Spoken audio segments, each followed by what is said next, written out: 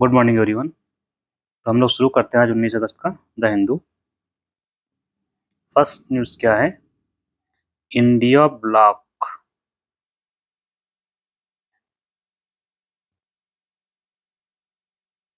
ने कहा है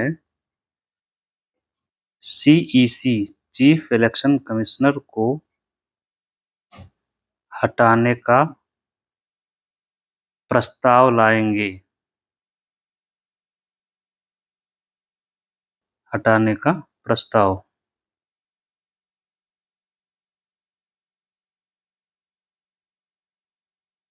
इंडिया ब्लॉक यहाँ पर क्या है? ये गठबंधन है कई इंडिया ब्लॉक ये गठबंधन है कई पार्टीज का, कई दलों का। उसका नाम है इंडिया ब्लॉक। जैसे एनडीए है वैसे ये भी है। इसको लीड कौन कर रहा है? लीड कर रहा है कांग्रेस। ठीक। सीसी को हटाने का प्रस्ताव लाने की बात हो रही है। तो सीसी क्या है? मुख्य निर्वाचन आयुक्त, चीफ इलेक्शन कमिश्नर।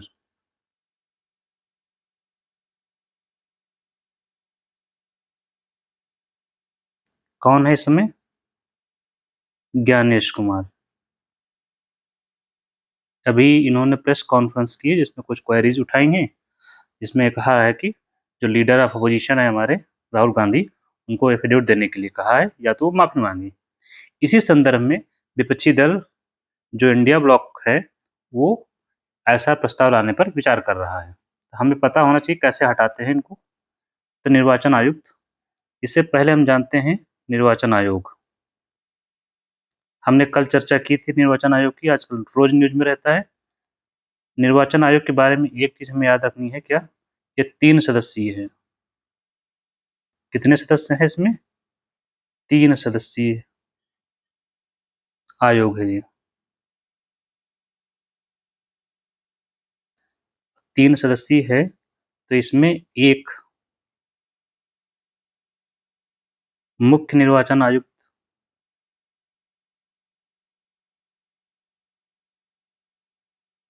कितने हैं? एक है, प्लस अदर अन्य निर्वाचन आयुक्त 2 हैं।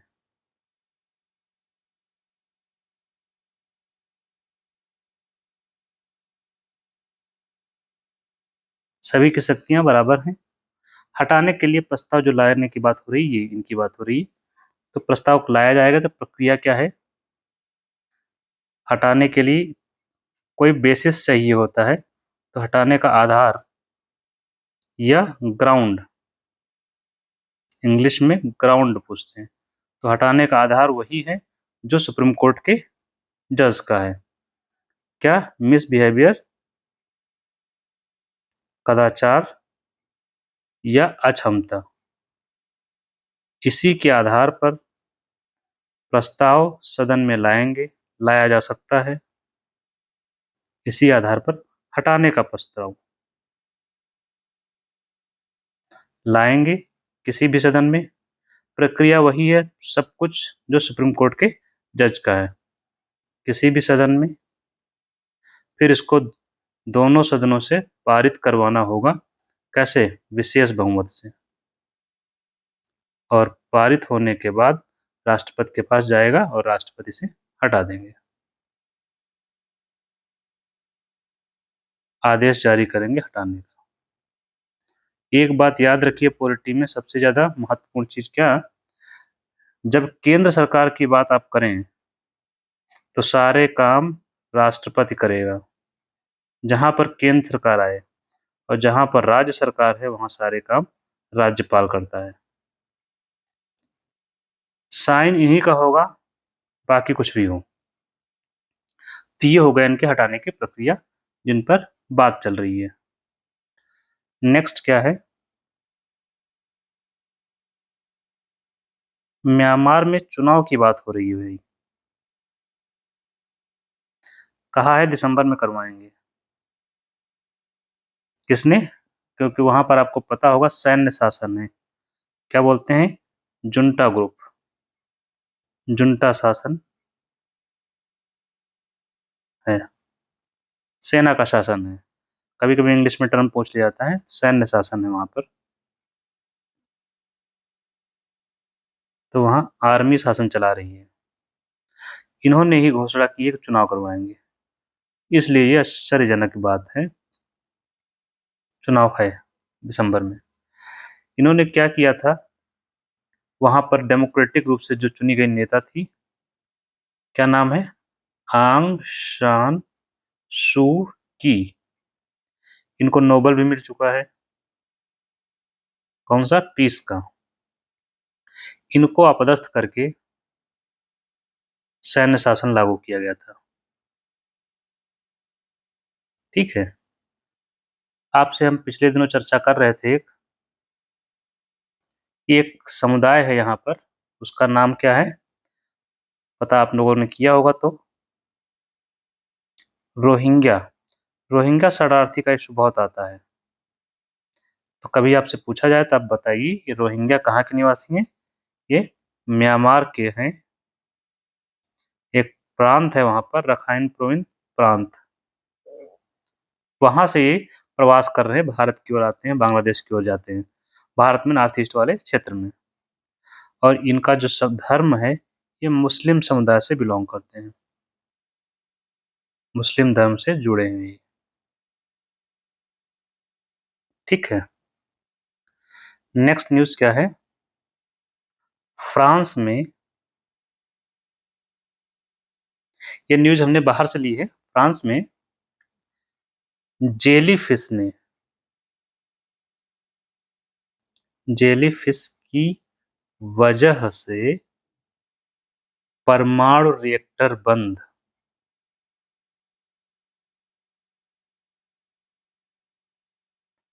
ठीक है। कारण जेलीफिश, आपको परमाणु रिएक्टर जो होते हैं, इनको चलाने के लिए आपको चाहिए होता है जल।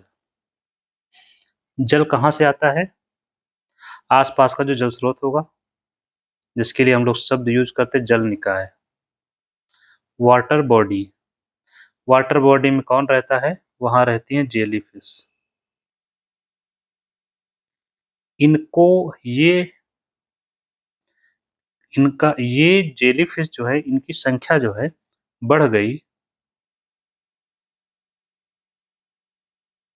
और इतनी अधिक बढ़ गई कि इन्होंने पाइप को ही जाम कर दिया, पाइप ब्लॉक्ड, जो वाटर सप्लाई का पाइप होता है। अब पाइप ब्लॉक जल नहीं जा पाएगा तो परमाणु रिएक्टर बंद करना पड़ा। इसके पीछे की कहानी क्या है, जो जेलीफिश है, इनकी संख्या बहुत ज्यादा बढ़ गई। क्यों, ऐसा क्यों हुआ, ऐसा इसलिए क्योंकि जेलीफिश का जो आहार है, जेलीफिश को खाते हैं कौन, मछलियां खाती हैं और कछुआ खाते हैं। और इन दोनों की संख्या क्या हो गई, इनकी संख्या कम हो गई। जब इनकी संख्या कम हो गई तो इनकी संख्या बढ़ गई। और रीजन क्या था इनकी वृद्धि का, एक और रीजन था तापमान में वृद्धि, जलवायु परिवर्तन से तापमान में वृद्धि। इससे क्या हुआ, प्लैंक्टन्स बढ़े, जो ये अब प्लैंक्टन को ये खाती हैं जेलीफिश, इनकी संख्या बढ़ी, वाटर बॉडी ब्लॉकेज, पानी नहीं गया, उसको बंद करना पड़ा। ये है पूरा प्रोसेस।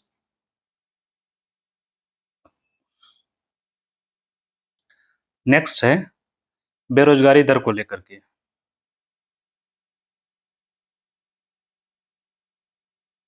बेरोजगारी दर कितनी हो गई है देश में, 5.2%। ये आंकड़े आए हैं PLFS, पीरियोडिक लेबर फोर्स के। तो आंकड़े जारी किसने किए हैं, जारी करता है मोस्पी। मोस्पी वही ministry of statistics and programme implementation, सांख्यिकी एवं कार्यक्रम कार्यान्वयन मंत्रालय। प्रिपेयर्ड किसने किया है इसको, लेबर ब्यूरो ने।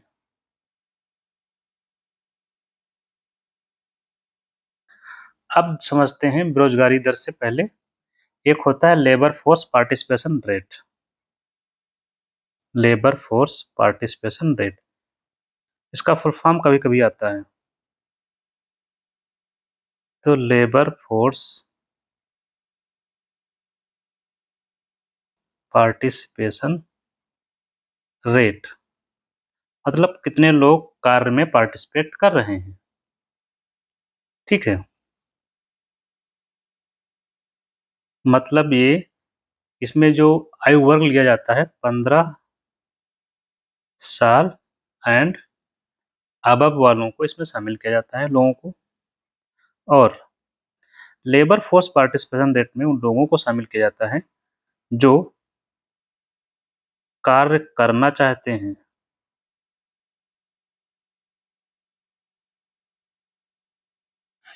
और कार्य कर रहे हैं।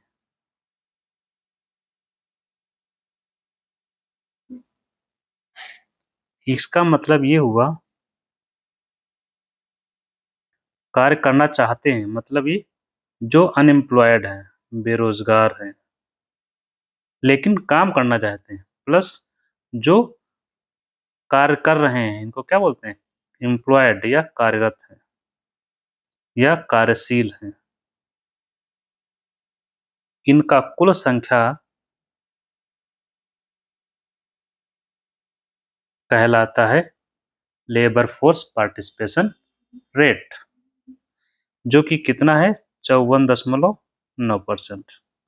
ठीक, कुल जनसंख्या में इतने लोग जो बेरोजगार हैं, जिनको काम नहीं मिल रहा है लेकिन काम करना चाहते हैं। यहाँ एक बात याद रखिएगा, इस कहानी में वो लोग शामिल नहीं हैं, वो लोग शामिल नहीं जो काम ही नहीं करना चाहते हैं।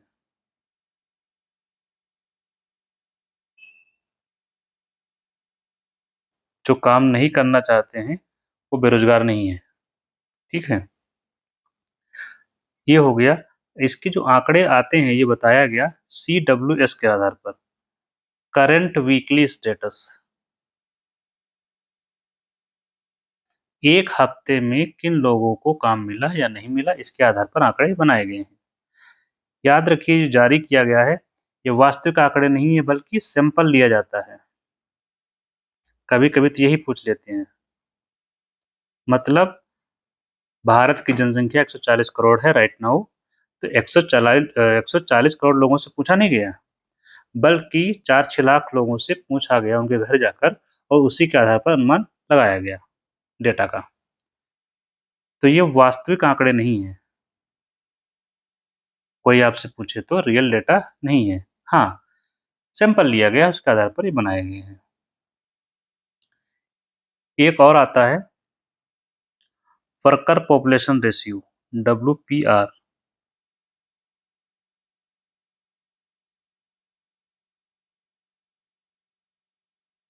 वर्कर पॉपुलेशन रेशियो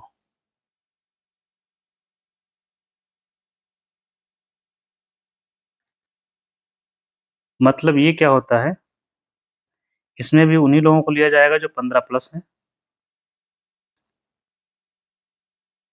और जो काम कर रहे हैं।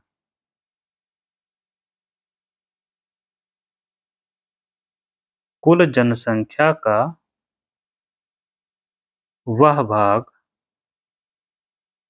जो कार्यशील है या जो कार्य कर रहा है। ठीक है, ये आते हैं वर्कर पॉपुलेशन रेशियो में। हर महीने आंकड़े आते हैं, तो इतना याद करने की जरूरत नहीं है, क्योंकि कब आपके आंकड़े पूछे जाएंगे ये पता नहीं है। तो आपको कंसेप्ट पता हो, अगर कंसेप्ट से आता है तो आप बता पाए कम से कम। नेक्स्ट है शुभांशु शुक्ला का स्वागत किया गया है अभी। शुभांशु शुक्ला को आप लोग जानते होंगे, ये वही शुभांशु शुक्ला हैं जो ISS पर गए थे। ISS पर जाने वाले पहले भारतीय।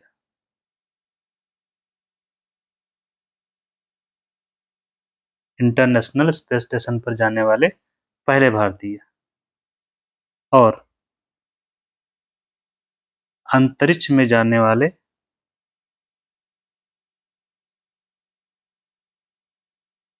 दूसरे। तो पहले कौन है?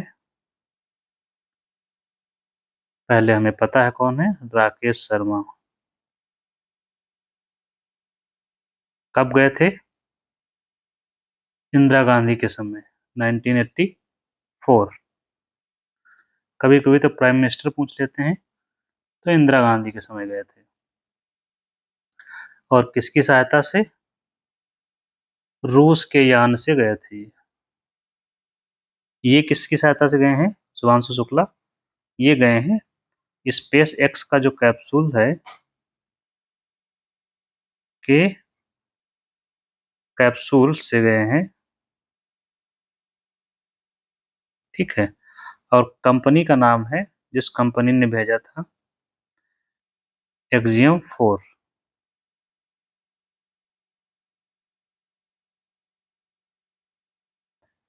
एक्जियम 4 कंपनी के माध्यम से गए थे। इसका पेमेंट इसरो ने भी किया था इनके जाने का।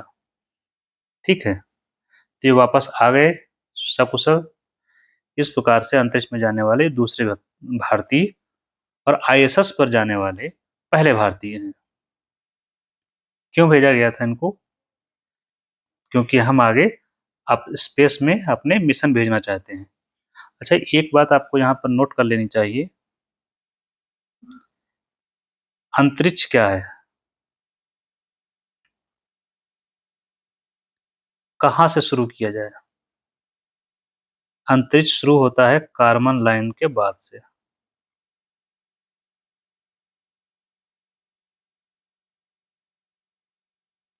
और कार्बन लाइन जो होती है पृथ्वी से 100 किलोमीटर की ऊंचाई।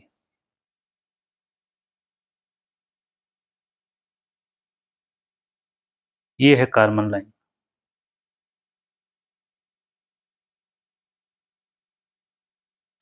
ठीक है।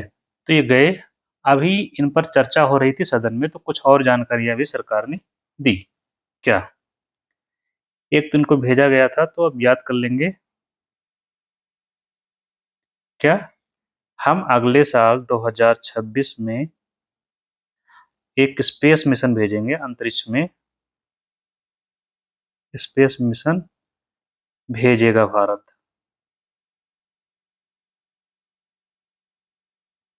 लेकिन ये स्पेस मिशन कैसा होगा? अनक्रूड होगा। मतलब बिना मानव के। मतलब कोई आदमी नहीं जाएगा। फिर 2027, मतलब अगले साल, 26 के अगले साल 27 में हम स्पेस मिशन भेजेंगे। अंतरिक्ष मिशन। स्पेस मिशन को इंग्लिश में क्या कहेंगे? स्पेस मिशन को इंग्लिश में, हिंदी में अंतरिक्ष मिशन 2027 में हम लोग भेजेंगे। ये मानव युक्त टाइमलाइन फिक्स की है। मानव युक्त मिशन जाएगा अंतरिक्ष में। इसका हिस्सा होंगे शुभांशु शुक्ला।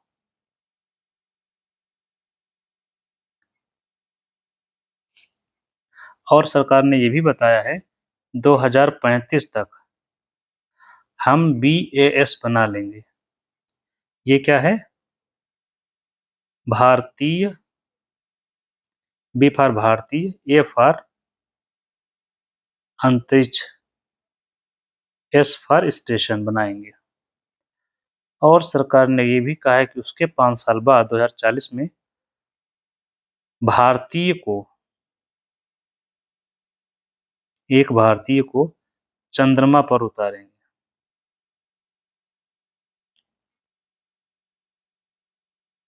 या पहुंचाएंगे, जो भी है। अगला है, टेक्स्ट और कॉन्टेक्स्ट में आया हुआ है, टॉल कलेक्शन पर PAC की रिपोर्ट। ये सुझाव दिए हैं कुछ पीएससी ने। टोल कलेक्शन आप लोग समझ रहे हैं। हम लोग जब हाईवे पर जाते हैं तो वहाँ, हाईवे मतलब राजमार्ग, राष्ट्रीय राजमार्ग पर रोड पर टोल नाका होते हैं, हम लोग बोलते हैं, उन पर पैसा देना पड़ता है ना हम लोगों को, जिसको बोलते हैं टोल। इसी पर रिपोर्ट आई है। पीएसी क्या है पहले हमें ये पता हो। पीएसी मतलब पब्लिक अकाउंट कमेटी,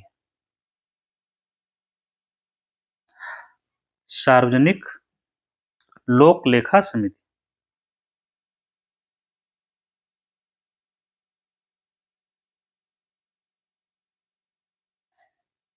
इसकी रिपोर्ट आई है। इसके अध्यक्ष कौन है? इसका अध्यक्ष विपक्ष का होता है। इनका नाम क्या है जो पीएसी के अध्यक्ष हैं? केसी वेणुगोपाल। वेणुगोपाल।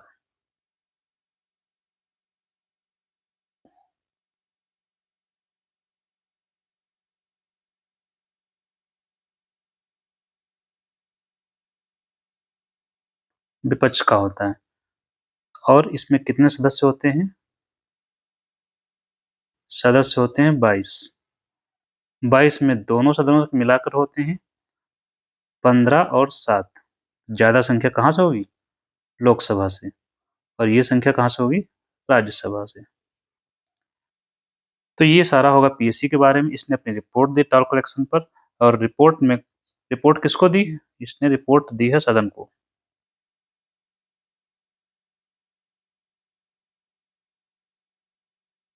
संसद को। संसद में जो प्रिसाइडिंग ऑफिसर होता है उसको। और इन्होंने सुझाव दिए हैं।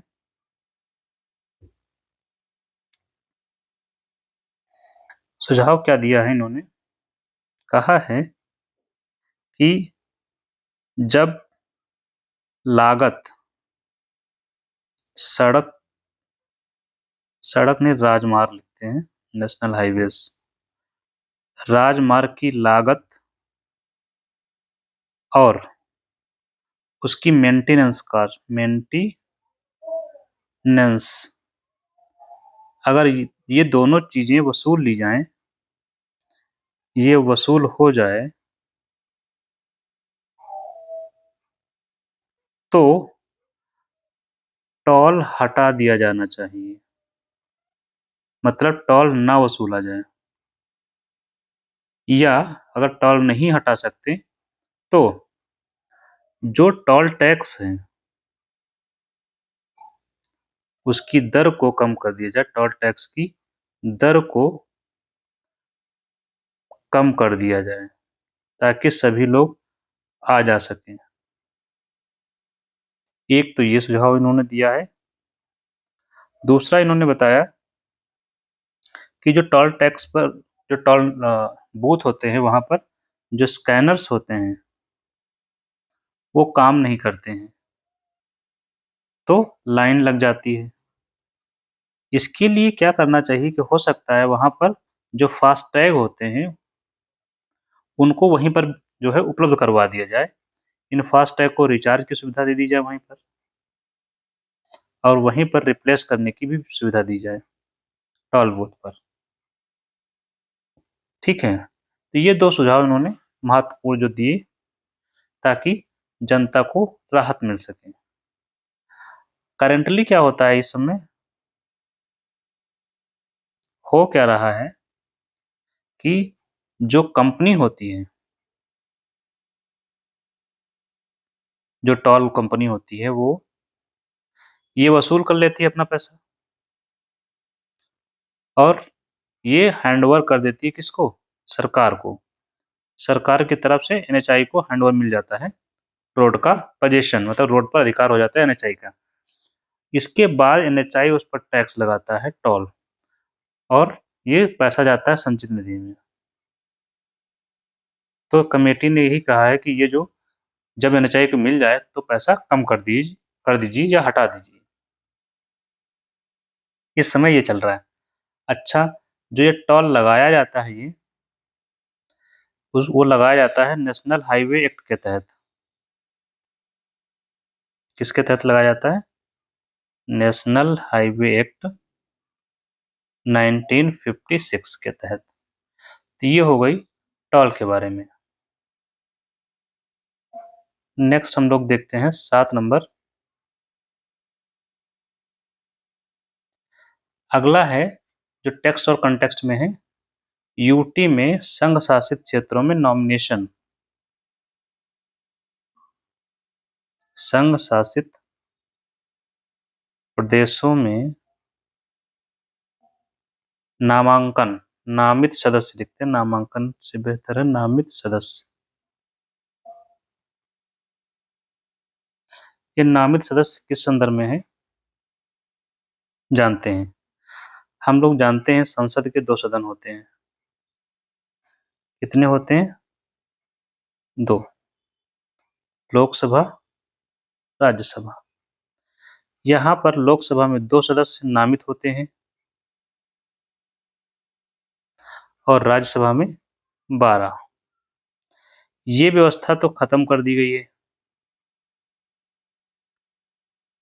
ये व्यवस्था खत्म कर दी गई है।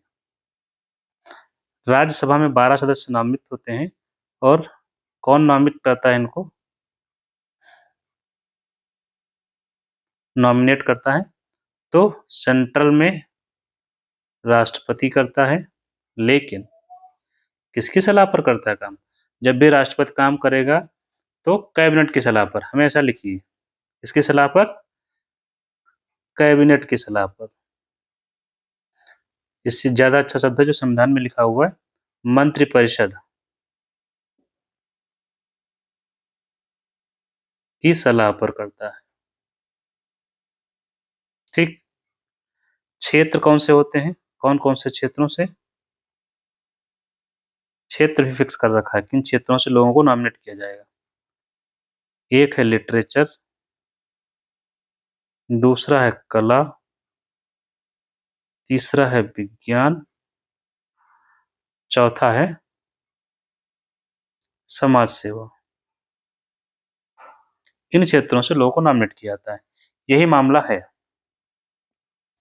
ये तो संसद का केस हो गया। सेम केस राज्यों का है। राज्यों में क्या है? विधानमंडल। विधानमंडल में कहीं कहीं पर विधान परिषद भी है। तो विधानसभा और विधान परिषद दोनों को लेते हैं। इसको ले लीजिए यूपी का एग्जाम्पल, यूपी में दोनों है। ठीक, यहाँ पर व्यवस्था थी एक सदस्य एंग्लो इंडियन, जैसे ये वाला जो लोकसभा में था ये भी एंग्लो इंडियन का था, तो ये भी एंग्लो इंडियन का था, ये भी खत्म हो गया है, ये व्यवस्था फिनिश। अब बची यहाँ की व्यवस्था।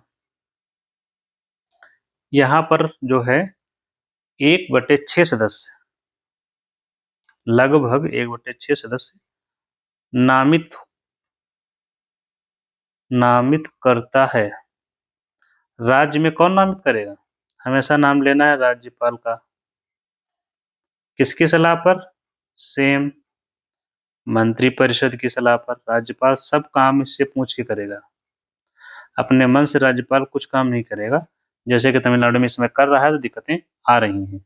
ठीक है, ये राज्यों का केस हो गया। अब हम चलते हैं यूटी के बारे में, जो कि चर्चा में है। तो संघ शासित प्रदेशों के बारे में जानते हैं। कई संघ शासित प्रदेश हैं जहां पर विधानसभा है।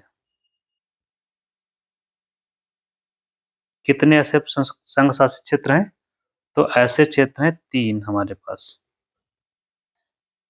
एक तो आपके पास दिल्ली ही है, दूसरा आपके पास पुदुचेरी है, और तीसरा है जम्मू एंड कश्मीर, जहां का मुद्दा है। दिल्ली में क्या सीन है? इन तीनों ही जगहों पर एक चीज कॉमन है, यहाँ पर सीट की संख्या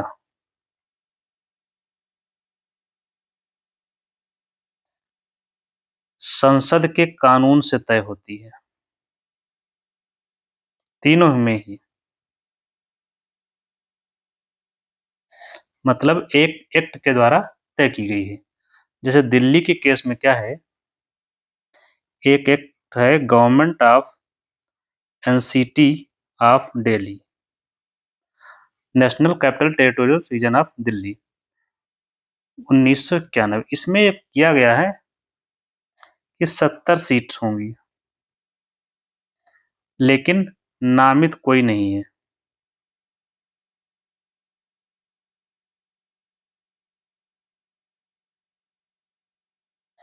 ठीक, पुदुचेरी में भी कानून के मार्फत से किया गया है। यहाँ पर जो विधानसभा है वहां पर सीटें फिक्स की गई हैं, उसके लिए एक कानून है गवर्नमेंट ऑफ यूटी एक्ट 1963। तो सीट है यहाँ पर 30। सीट्स कितनी हैं? सीट है 30 प्लस 3 नामित, और ये नामित कौन करेगा? जो 3 सीटें हैं ये करेगी यूनियन गवर्नमेंट, केंद्र सरकार द्वारा। अब आते हैं जम्मू कश्मीर पे।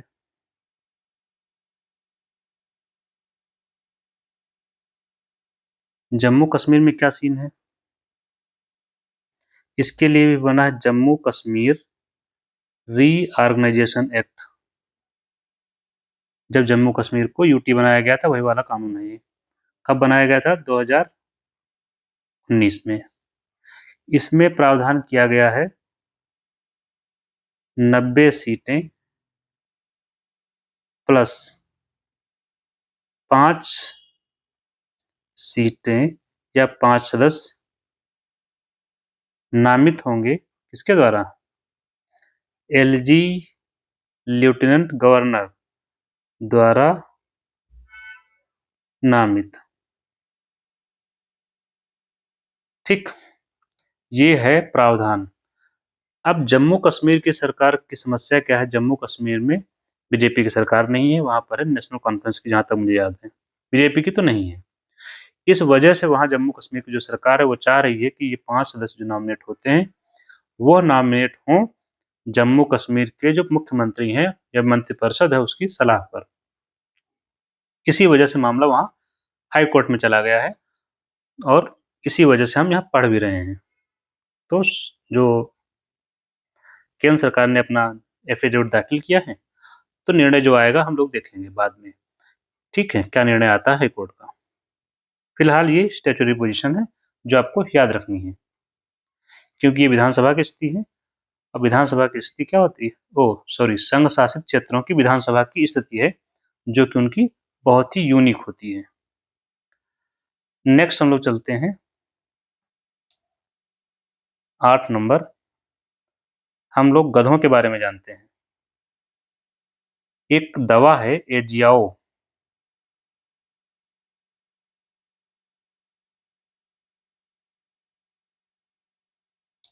EJIAO, ये दवा है। ठीक है,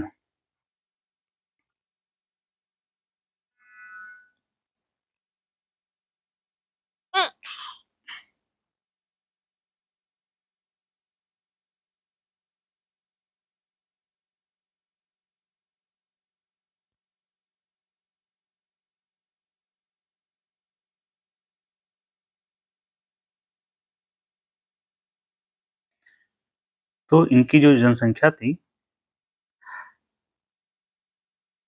आयात हम लोग कहाँ से कर रहे थे? अफ्रीका और साउथ अमेरिका से प्लस एशिया से। तो इसका प्रभाव हुआ कि वहां पर भी गधों की संख्या कम होने शुरू हो गई, और कीमत कितनी हो गई? 2 लाख तक अभी भारत में है। खैर, कीमत को याद नहीं रखते हैं। तो जो गधों की संख्या हुई कम, इनका प्राइस बढ़ना शुरू हुआ, लोगों ने गधे चोरी करना शुरू कर दी। गधे पालते हैं निम्न वर्ग वहां पर, कहीं भी जिनसे काम करते हैं ट्रांसपोर्टेशन का काम करवाया जाता है और इससे प्रभावित होती है उनकी आजीविका उस वर्ग की। सामान ढो नहीं पाएंगे तो काम महिलाओं को शिफ्ट हो जाता है, बच्चियों को शिफ्ट हो जाएगा, तो बच्चियों की शिक्षा पर प्रभाव पड़ेगा और कार्य का बोझ महिलाओं पर बढ़ेगा। ये इसका पूरा प्रभाव हो गया। ठीक है, प्लस हम लोग अब चर्चा कर रहे थे फंडामेंटल राइट की, एफआर। कल हम लोग चर्चा कर चुके थे एक अधिकार की, आज हम चर्चा करेंगे दूसरे की। कौन सा? स्वतंत्रता का अधिकार।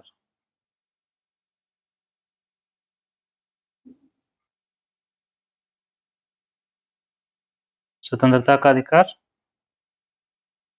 कहां से कहां तक है? अनुच्छेद 19 से 22 तक। आज हम अनुच्छेद 19 की चर्चा करेंगे। अनुच्छेद 19 किससे जुड़ा हुआ है? वाक और अभिव्यक्ति की स्वतंत्रता से।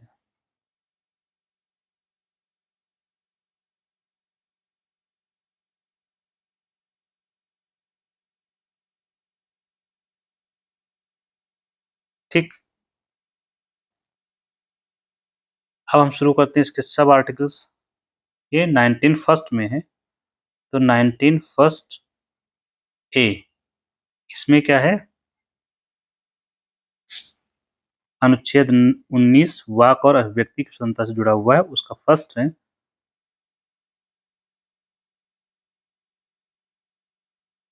वाक और अभिव्यक्ति की स्वतंत्रता। बी में क्या है? बिना हथियार के। बी में बिना हथियार के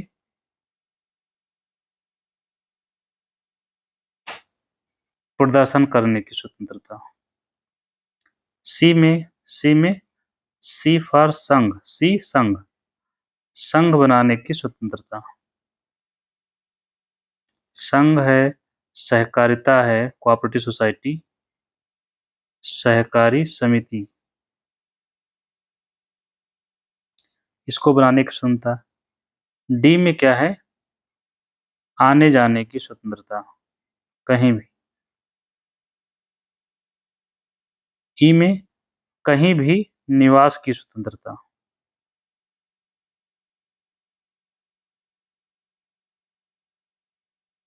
एफ खत्म हो गया है, इसमें संपत्ति का अधिकार था। जी में क्या है? कोई भी व्यापार, कोई भी व्यवसाय, कोई भी रोजगार करने की स्वतंत्रता। तो ये 19 फर्स्ट ए हो गया, ये 19 फर्स्ट बी, 19 फर्स्ट सी, डी, ई और जी, ये हो गए अनुच्छेद 19 के जो खंड हैं वो। कल हम लोग देखेंगे अनुच्छेद 20। Thank you.